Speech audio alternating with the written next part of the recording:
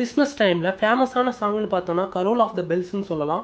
அந்த சாங்கோடைய வரலாறு உங்களுக்கு தெரியுமா? 1901லேருந்து 1916 காலகட்டத்தில் உக்ரைனை சேர்ந்த டீச்சரும் கம்போசருமான மைக்கோலா லியோன்டோவிச்ன்றவர் ஒரு ட்ரெடிஷ்னல் ஃபோக் சாங்கை பாடியிருக்காரு. உக்ரேனியன் நியூ இயர்ஸ் ஃபோக் சாங்கான அந்த சாங்கோடைய நேம் வந்து உக்ரேனியனில் ஷெட்ரேக்னும் இங்கிலீஷில் த லிட்டில் ஸ்வாலோன்னு அழைக்கிறாங்க. இந்த சாங் வந்து ஃபர்ஸ்ட் டைம் டிசம்பர் 1916 உக்ரைனில் இருக்கிற கீவ் யூனிவர்சிட்டியில் ஸ்டூடெண்ட்ஸால் பர்ஃபார்ம் பண்ணப்பட்டதாக சொல்கிறாங்க. இந்த சாங்கில் இருக்கிற லிரிக்ஸில் வந்து வசந்த காலத்தினுடைய வருகையை வரவேற்கிற மாதிரியும் புத்தாண்டை கொண்டாடுற மாதிரியும் இருக்கும். லிரிக்ஸில் இங்கிலீஷில் இருக்கிற சாங்கில் வந்து பெல்ஸ்ன்னு சொல்லுவாங்க. அதே உக்ரைனியில் வந்து ஸ்பெலர் பேர்ட், அதாவது தகைவிலான் குருவி ஒரு வீட்டுக்கு பறந்து வந்து அந்த வருஷம் அந்த குடும்பத்துக்கு புத்தாண்டு எவ்வளோ வளமாக இருக்குன்றத பாடுற மாதிரியான லிரிக்ஸ் அமைஞ்சிருக்குன்றாங்க. 1922 உக்ரைனை சேர்ந்த நேஷனல் சிங்கர் வந்து நியூயார்க்கில் இருக்கிற கார்னெகி ஹாலில் இந்த சாங்கை பாடுறாரு. அப்போ தான் யூஎஸ்க்கு அந்த சாங் வந்து இன்ட்ரோடியூஸ் ஆகுது. அந்த சாங்கோடைய தனித்துவமான 4 நோட் மெலடி வந்து அமெரிக்கன் பீப்புள்ஸ்க்கு ரொம்பவே பிடிச்சி போயிருது. 1936 அமெரிக்கன் கம்போசரும் உக்ரைனியன் டெசர்ட்டோட கோரல் டைரக்டருமான